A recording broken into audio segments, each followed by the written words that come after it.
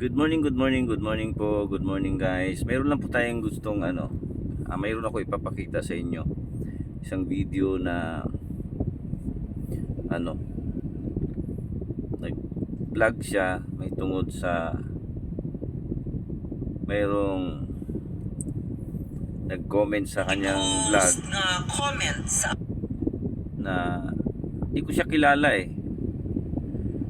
Pero kung titignan natin sa parehas na pagtingin yung kanyang vlog, may punto naman siya. Pero siyempre, since siya po ay sinasabi nga niya hindi daw siya hindi naman niya sinabing hindi siya nagbabasa, pero ayaw niya na siya ay payu-payuhan, lalo na yung may mali kasi yung nag-comment dito eh, dahil di bali daw na hindi makapag-aral ang kanyang anak, walang pinag-aralan, pero basta dili lang daw bakla, basta hindi lang daw bakla at saka tumboy. So mayroon siyang may yung kanyang mga salita kasi mayroong espiritu na laman. Tapos napuntusan siya dahil napakapangit nga naman na pananaw yon, na yung bilang ama parang payag ka na lang na walang pinag-aralan ng anak mo. So hindi yan po pwede, kasi dapat talaga makapag-aral. Kay sa ating panahon ngayon, lalo na yung sinasabi sa Biblia na hindi tayo dapat humigit sa nakasulat, hindi pa paano pa mangyayari dun sa anak natin kung hindi marunong magsulat, di ba? Bagamat ang Diyos marunong magpadunong, no? Marunong siyang magbigay ng karunungan para maintindihan ng mga walang pinag-aralan, gaya ng ginagawa niya nung sila Pedro, yung mga apostol noon na mangingisda, mga walang pinag-aralan. Pero dahil po sa pakikinig nila sa ating Panginoong Jesucristo, dahil lagi nilang kasama, so sila ay dumunong o nagiging marunong sa pananampalataya. So hindi po lalapat talaga, lalo na sa ating panahon, kasi meron po tayong mga nakababasa sa Biblia na mapalad ang bumabasa at ang nakikinig at ang tumutupad ng salita ng hula. Sa Apokalipsis 1:3 po yun, kung hindi po ako nagkamali. Kaya po may point siya sa mga sinasabi niya doon sa nag-comment, kasi hindi naman po maganda yung comment, mayroong pang-aatake kumbaga. Tignan po ninyo yung video. Hindi ko siya kilala. Hindi ko nga alam na tumboy pala siya. Ako ang vlog. Tingnan niyo po. Mabasa ninyo din siyang comment, niingon siya nga bahala ug way grado akong anak basta dili lang bayot or tumboy. Akong tubag, wa man milabot sir. Maningi mo pa mang i-comment sa akong vlog kung maunay gusto nimo sa imong mga anak. Imo man ang anak, kung ganahan kay mong anak way grado, ganahan kasi mong anak mailiterate, imo sad na kay ikaw may ginikanan, ikaw may masunod kung sa imong gusto. Kung ganahan kang way mga grado imong anak, di kay manuwat, di kay mabasa, mailiterate, go ahead. So nganong anha pa man kamo comment sa akong vlog unsa may imong purpose? No nga, wa man mi manginahanglan kung unsay plano nimo sa imong pamilya, kay di man ta parente. No, imo sad na padayon kay para ug wa mo'y grado na luoy ang maestrahan ni daghan na sad ni guyuron inig eleksyon, magpanon ni mura nig mga karniro pang guyuron kay So yun po yung di ka mamubutan, siya po yun. pitok ang mata, turaw mo na una, Kemerot. panington og duro, Yung kanyang Kemerot. isuwat. Kay di mo So kayo yun, og litra. Kay wa may tingnan po natin. Sumuna imuhang gustong mahitabo sa imong anak, anahala padayon. Wa mi katungod nga magbuot nimo kay ikaw may ginikanan, pero unsa lagi mong purpose kanang anak nimo i-comment? Hindi natin siya siyempre may mga sablay siya sa mga sinasabi niya, dahil doon sa pagbabasa sa kanya ng verses parang sinasabi niya na nakialam yung tao. Doon sa pagbabasa ng verses kasi hindi dapat natin sabihin na pakikialam, kasi salita naman po ng Diyos yun.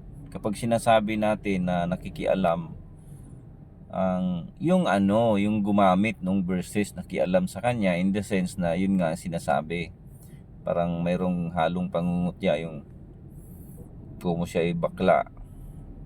Pero ingat po tayo sa pagtanggap, pagsalita na po ng Diyos ang sinasabi ng tao. Verses without own interpretation, ingat po tayo. Tanggapin natin yung salita ng Diyos, at wag tayong magkamali na sabihin natin na yung salita ng Diyos ay nakikialam sa atin. Ginagamit lamang yung gadget natin para maiparating sa atin yung Bible verse. Wag tayong papayag na yung sama ng loob na meron tayo bunga ng pakikialam nung gumamit ng salita ng Diyos, ay pati yung salita ng Diyos ay mai-reject natin. Wag tayong papayag ng ganon. Tanggapin natin na may kaamuan ang salitang itinanim na makapagliligtas ng ating kaluluwa. Ganon po natin tanggapin na may kaamuan. Sa ganong paraan po natin tatanggapin ang salita ng Diyos. Kahit sino pa po ang nagsalita nito, kahit pa po yung nangungutya sa atin, kahit pa po yung nanguusig sa atin. Kasi po ako, kapag po mayroon nag-share sa akin ng salita ng Diyos, at salita talaga ng Diyos ang sinasabi, happy po ako doon. Maligaya po ang puso ko na tatanggapin yung salita ng Diyos. Pero yung kinasangkapan ng Diyos, nangungutya nga kasi sa'yo, hindi naman kasi dapat yun Nagbabahagi ka ng salita ng Diyos tapos nangungutya ka ng kapwa mo. Siyempre ikaw, pwede kitang ma-reject sa mga pagkakataon na ganoon. Diba?